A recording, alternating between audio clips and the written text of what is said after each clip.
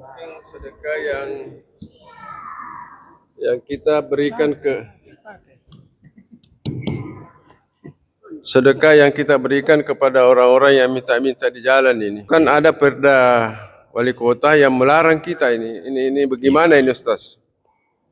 Yang kedua adalah yang ramai sekarang dibicarakan di sosmed itu adalah judi online. Ternyata umumnya judi online itu adalah dananya yang bersumber dari bansos. Ini kira-kira bagaimana? Siapa yang salah ini, Ustaz? Terima kasih. Assalamualaikum warahmatullahi wabarakatuh. Bismillahirrahmanirrahim. Dasar-dasar agama kita mengajarkan bahwa sedekah itu diberikan kepada siapa saja yang membutuhkan, diberikan secara langsung dengan inisiatif dari pemberi atau didahului oleh permintaan oleh orang yang membutuhkan, diberikan kepada orang yang membutuhkan, mau sengaja mengeluarkan harta itu sebagai bentuk sedekah. Adapun tentang perda larangan memberi sedekah di jalan, nampaknya itu atas dasarnya setelah dilakukan pengamatan dan beberapa kejadian. Ya, kalau seperti itu sudah jadi peraturan dan ternyata disetujui oleh Majelis Ulama dan tentu berdasarkan beberapa pengamatan dan seterusnya, maka itu menjadi hukum, tetapi dia tidak mutlak, artinya tidak mengikat, ya, tidak menghalangi kita untuk kalau mau memberi beri saja. Kalau kita lihat orang yang di jalan ini sepertinya betul-betul membutuhkan, maka kita kasih. Ya, itulah sebabnya Bapak Ibu jamaah sekalian, ulama kita menjelaskan salah satu kiat ikhlas ketika memberi, jangan cari tahu keadaan asli orang itu. Ya, sudah dikasih, ternyata dicari tahu, ternyata komplotan.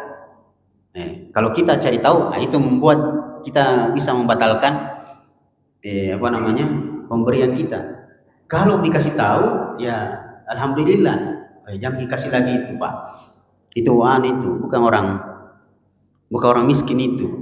Maka itu tidak mengapa. Itulah sebabnya Bapak Ibu jamaah sekalian, yang kedua, bagusnya kalau Bapak Ibu punya kelebihan harta berupa uang, ketika mau diberikan, sebaiknya Bapak Ibu jangan diberikan kepada satu arah, jangan diberikan ke satu arah. Misalnya katakanlah Bapak Ibu punya uang 10 juta, sebaiknya 10 juta itu jangan dikasih ke misalnya satu yayasan saja atau ke satu orang, sebaiknya dipecah-pecah. Misalnya 10 juta bagi 10, 1 juta 1 juta. Yeah. Kenapa? Karena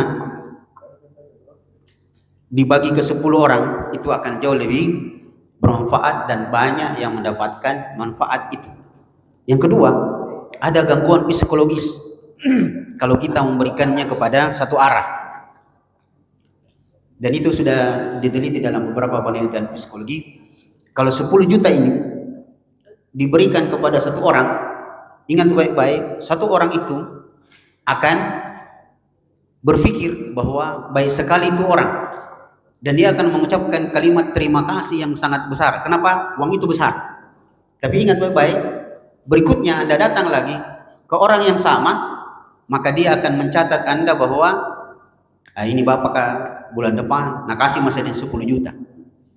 Begitu yang ketiga kalinya Anda kasih, dia akan mencatat bahwa jatah saya sama itu Bapak 10 juta.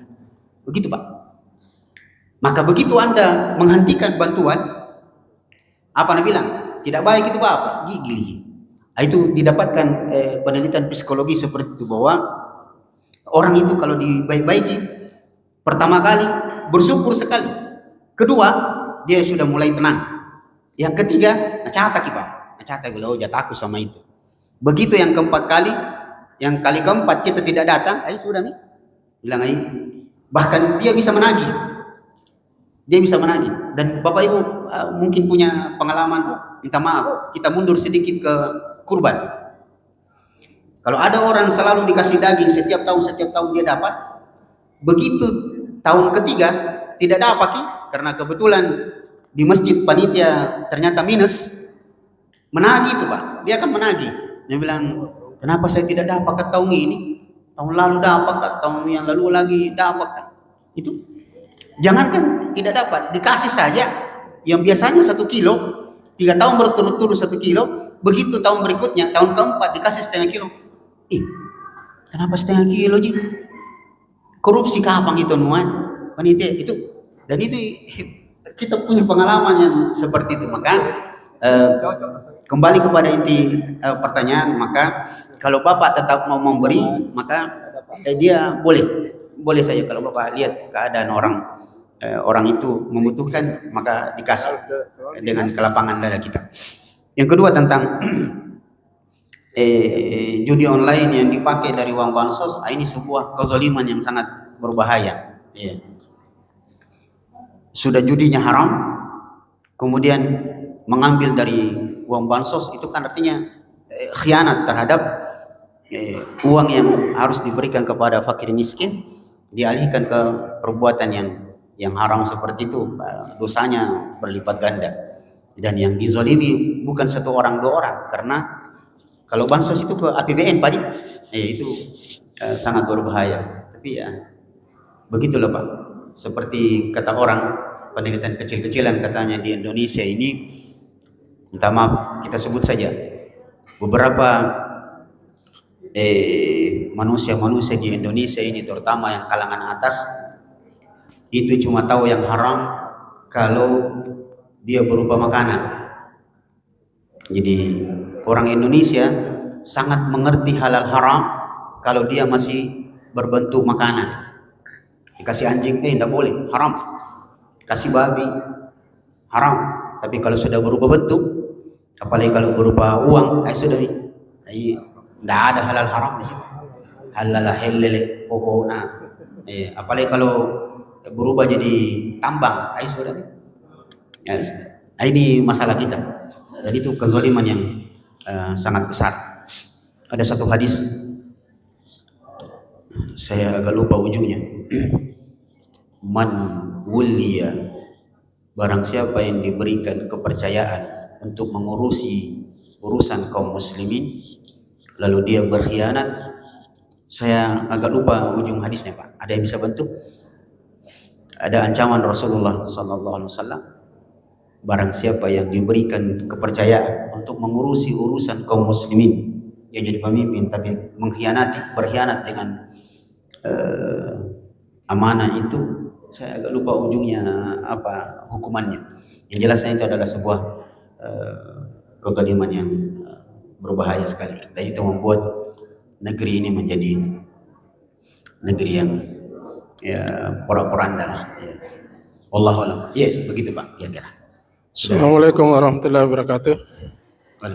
Pak Ustaz, sangat menarik hari ini tentang surat Al-Baqarah ayat 3. Di dalam surat ini ada 2 kata percaya, yaitu yu'minun dan yumfikun.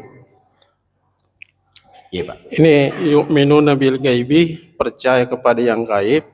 Kemudian di terakhir ini yumfikun, percaya kepada akhirat.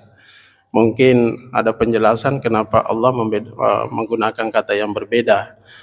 Yang kedua, dari penjelasan tadi seolah-olah bahwa harta atau penghasilan suami itu disimpan oleh suami, kemudian diberikan kepada istri sesuai dengan kebutuhan istri. Nah, ini kalau di Bugis Makassar ini kan agak tabu, karena kalau Bugis Makassar seharusnya istri yang menyimpan penghasilan suami. Kemudian yang ketiga yang dibahas tadi adalah rezeki yang berupa harta yang disedekahkan atau diinfakkan. Bagaimana dengan rezeki non materi? Bagaimana menyedekahkan itu? Terima kasih. Ya. Bismillahirrahmanirrahim. Bagian pertama, sepertinya kalimatnya kita perlu ulang. Berfirman, Alif Lam Mim Dzalikal Kitabul La Raiba Fihi Hudal Lil Muttaqin. Inilah kitab yang tidak ada keraguan di dalamnya, petunjuk bagi orang-orang yang bertakwa. Kemudian ayat berikutnya menjelaskan ciri-ciri orang yang bertakwa. Apa itu? Alladzina yu'minuna bil ghaib. Dia beriman kepada hal-hal yang gaib, yang secara khusus ulama lebih singkat mengatakan hal yang gaib yang dimaksud semua yang ada dalam rukun iman. Wa yuqimunas shalah. Ciri orang bertakwa berikutnya dalam urutan ayat ini adalah orang-orang yang mendirikan salat, dan kita sudah jelaskan. Kemudian ciri orang yang bertakwa berikutnya, wa mimma razaqnahum yunfiqun. Dia menginfakkan apa yang Allah rezekikan kepada mereka, dan kita sudah jelaskan bentuk infak yang dimaksud bisa jadi maksudnya zakat, yang kedua nafkah biasa. Maka tidak ada perbedaan kalimat di kalimat ayat tersebut. Dia hanya menjelaskan tentang ciri-ciri orang bertakwa di urutan ayat ini. Beriman kepada gaib, mendirikan salat, dan mengeluarkan zakat atau berinfak. Kemudian tentang gaya orang Sulawesi Selatan, bahkan orang Indonesia pada umumnya, penghasilan suami itu disetor kepada istri. Kalau kita buatkan skemanya bahwa hukum itu salah satu bentuk hukum ada namanya hukum adat, dan dalam ilmu usul fikih al-adatu muhakkamah. Hal yang hukum asalnya kelihatan dia adat istiadat yang merupakan kebiasaan, itu bisa menjadi hukum, diakui selama tidak menyelisihi atau menyimpang dari dasar-dasar hukum agama kita. Jadi kita di Indonesia ini, istri itu jabatannya dua di dalam rumah. Dia manajer sekaligus bendahara. Nah, kalau sepak bola kan manajer sekaligus pelatih. Kalau ibu-ibu di rumah kerjanya dua, tugasnya jabatannya dua. Dia manajer, dia bendahara. Akhirnya dalam hukum adat kita, dalam hubungan suami istri, semua penghasilan suami itu disetor kepada istri. Iya. Setiap bulan, Pak. Ada tahun setiap pekan, ada yang gajian setiap pekan. Yang keadaan ini pernah dikeluhkan oleh seorang bapak. Ada Pak, pernah bapak-bapak sandar-sandar di tembok rumahnya. Dia langsung bilang begini, perasaan dulu waktu saya menikah itu kan tunai, tapi kok setelah menikah justru saya harus nyetor setiap bulan. Itu gimana ceritanya ya? Itu Pak sebenarnya maksudnya. Dia merasa aneh, dulu dia menikah tunai karena Allah, kenapa tiap bulan dia harus nyetor? Nah, sepertinya bapak itu cuma mau canda-candaan, tapi sekaligus curhat. Tapi nampaknya dia tidak mengerti bahwa yang tunai itu mahar, sedangkan yang setor setiap bulan itu adalah nafkah, dan itu dibolehkan dalam Islam sesuai kesepakatan dalam rumah tangga, bahwa setiap bulan Anda harus nyetor. Nah, kalau begitu, supaya lebih jelas, saya datangkan pertanyaan. Apakah dalam hubungan rumah tangga suami wajib menyetor semua gajinya? Jawabannya tidak. Tidak.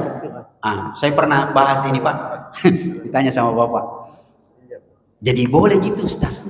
Saya berbohong sama istri. Maksudnya bohong bagaimana? Misalnya saya itu cuma kasih selalu tak 4 juta Justas. Nah gajiku 5 juta. Boleh kau begitu? Boleh.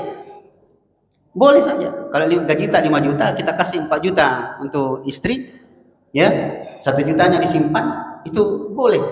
Dan ternyata 1 juta ini penting supaya bisa tongkol dan dipakai traktir teman. Kalau semua di store ke istri, nah balas sedikit. Dikasih store 5 juta. Sudah itu mau pergi nongki-nongki sama teman-teman, minta lagi sama istri. Itu bagaimana ceritanya? Nah, itu tinggal kesepakatan saja Pak dalam rumah tangga. Kalau kita ridho memberikan semuanya, berikan semuanya, baru kita minta. Dan itu bagus. Karena istri yang meminta semuanya biasanya lebih bagus dia menata uang itu. Bisa cukup Pak. Bisa cukup. Bayangkan Pak, sebenarnya 4 juta itu tidak cukup. Kalau dihitung-hitung secara matematika, tidak cukup untuk membayar kebaikan istri kita di rumah. Yang sekali lagi tugasnya cuma 2. Taat kepada Allah dan taat kepada suami yang isinya adalah merawat anak dan melahirkan anak-anak kita. Coba Pak, kalau kita hitung-hitung matematika, biaya laundry, biaya baby sister, itu mahal itu sebenarnya. Jadi kalau dikasih 4 juta istri semuanya tidak cukup. Tapi kan alhamdulillah dia merasa cukup. Bahkan dikasih 50.000 pun cukup. Pernah ada seorang suami, tapi ini kayaknya parodi juga, ibu. Suami bilang, ini uang 50.000 cukup enggak sebulan? Nah bilang istrinya sambil menokok-nokok dalam hatinya. Nah bilang, jangankan sebulan, setahun cukup. 50.000 setahun cukup? Cukup lah. Itu dibeli apa? Beli kalender. Kalender 50.000 setahun cukup. Jadi kesimpulannya Pak, itu kesepakatan saja dalam rumah tangga. Mau dikasih semua, ya mau juga ditahan sedikit, yaitu hak Bapak. Dan tidak ada hak suami istri untuk mempertanyakan berapa gaji kita sebenarnya itu Pak. Masukmu 4 juta jenuh kasih, tapi biasa di kuliah nongki-nongki, berapa gaji tak? Itu tidak ada haknya sebenarnya istri. Tapi kalau mau jadi untuk istilahnya saling keterbukaan, ya disepakati saja. Tidak ada, dipersilahkan. Atau ada jenis istri itu yang tidak mau dikasih uang langsung untuk 1 bulan. Akhirnya suami bilang, kalau begitu saya taruh saja uang ini di sini, tinggal kau ambil. Nah, jadi dia ambil setiap hari. Kalau kurang ya, ada perisa mami kanton na kami. Nah itu mami yang bisa dilakukan. Pak, tidak ada masalahnya. Ada pertanyaan ketiga tak? Rezeki non materi. Rezeki non materi. Saya tidak mengerti. Non materi itu berarti rezeki kesehatan itu non materi. Kasih sayang, punya rezeki yang disebut sebagai nafkah batin, itu rezeki. Mungkin maksudnya uang dan bentuk benda yang lain. Iya, maksudnya yang dibahas tadi kan rezeki itu berupa materi, harta. Nah, kalau seperti itu berarti kan orang miskin ini tidak punya kesempatan untuk sedekah. Nah, bagaimana sedekah yang non materi itu maksud saya? Oh begitu. Coba kita dengarkan hadis ini Pak, yang pernah kita bahas. Rasulullah SAW bersabda, at-tasbihu sadaqah, wat-takbiru sadaqah, wat-tahmidu sadaqah, wat-tahlilu sadaqah, wal amru bil ma'rufi sadaqah, wan nahyu 'anil munkar sadaqah. Jadi ada sedekah tidak mesti berupa harta, berupa benda, bisa berupa perbuatan. Jadi orang miskin, kalau kita dengarkan sebenarnya penjelasannya agak panjang tentang hadis tadi, orang-orang miskin dari kalangan sahabat itu curhat kepada Nabi. Nah kalau lagi orang kaya ya, mereka bisa bersedekah dengan hartanya, kami ini miskin, tidak bisa bersedekah dengan harta. Maka Rasulullah berikan berita gembira. Kalau mau kau juga bersedekah, tidak ada hartamu, banyak-banyaklah berzikir. Subhanallah, alhamdulillah, la ilaha illallah, Allahu akbar, amar ma'ruf nahi munkar, sedekah, itu berupa sedekah. salat duha juga sedekah. Senyum sedekah. Jadi kalau yang tidak punya uang mau bersedekah, gampang, banyak-banyak saja senyum. Dan itu pernah dipraktekkan oleh Ibnu Umar, anaknya Umar bin Khattab. Itu Pak, Ibu, itu luar biasa para sahabat. Begitu mendengarkan hadis dia berupaya untuk mempraktekannya, dan diupayakan memang itu jadi amalan khusus. Ada amalan khususnya Ibnu Umar. Setiap hari Kamis itu berdiri di depan pintu gerbang pasar hanya untuk senyum dan salam. Jadi setiap hari Kamis Ibnu Umar berdiri di gerbang pasar lalu senyum kepada orang yang lewat. Assalamualaikum. Assalamualaikum. Itu sudah bersedekah itu. Ya banyak juga bisa disedekahi. Ya, sedekah bantu-bantu angkat barang. Ya, ibu-ibu ini masya Allah banyak sekali pahalanya memang ibu-ibu. Ya, yang bukan kewajibannya beliau lakukan dalam rumah. Apalagi sekarang seperti masya Allah di hari Jumat mereka siapkan semua ini. Itu sedekah Pak. Ya, begitu kira-kira Pak. Ya Allah. Sudah milih? Terakhir sekali Pak. Masih ada ya. Ya, yang sempat tadi dibahas tentang ya nafkah untuk keluarga. Iya Pak. Ya, tadi saya dengar kalau misalnya gaji 4 juta, ya bisa kita simpan 1 juta, 3 juta untuk istri. Ya jangan dikasih semua ya, balas itu ya, lak busuki. Iya. Yang menjadi masalah biasa kalau PNS. Iya. Rata-rata biasa ambil kredit kasihan. Ikut dong. Bagaimana misalnya, mana mi kredit mau dibayar, mana mi mau dikasih istri. Jadi itu masalahnya biasa Ustaz. Ya, jadi ini barangkali Pak Ustaz kalau seperti ini, ya kita dulu penuh semua apa yang merupakan utang. Kalau ada lebihnya ya, tak baru kasih istri. Iya. Bagaimana nanti ada rentenir atau apa yang bisa datang ke rumah kan tidak enak juga. Iya Pak. Ya saya kira itu ya. Ya saya rasa kalau pegawai negeri Pak gajinya terbatas. Jadi harus kita pandai-pandai mengatur keuangan. Betul. Ya terima kasih Ustaz. Jawabannya singkat nih Pak. Bismillahirrahmanirrahim. Ya, diatur kesepakatan dengan istri. Ya. Dikasih tahu kalau tambahannya sedikit, kasih tahu mami istri tak ya, sabar ki. Ya, begitu saja. Iya. Tidak ada nih kayaknya jalan lain kecuali cari kalimat tersebut. Begitu Pak kira-kira. Iya. Saya takut Pak panjang lebar karena saya juga punya istri jadi nampaknya kita jadi suami nih tidak jauh-jauh beda jangan untuk keadaan. Yeah. Makanya terakhir sebagai penutup, kalau Bapak bilang PNS pegawai negeri apa itu S-nya apa tuh Pak? Sipil. Maka saya mengajak Bapak-bapak untuk menjadi PNS mumpung kita sekarang di hari Jumat, PNS yang lebih hebat dari itu, pegawai Nabi Sallallahu Alaihi Wasallam. Demikian, mudah-mudahan bermanfaat. Insyaallah kita lanjutkan lagi pelajaran kita. Mohon maaf sekali lagi jika ada hal-hal yang kurang berkenan. Saya bukan, kalau mengutip kata Ustaz Dasar Latif, saya bukan takut sama istri, tapi masalahnya istri lebih berani. Begitu kira-kira. Wassalamualaikum warahmatullahi wabarakatuh.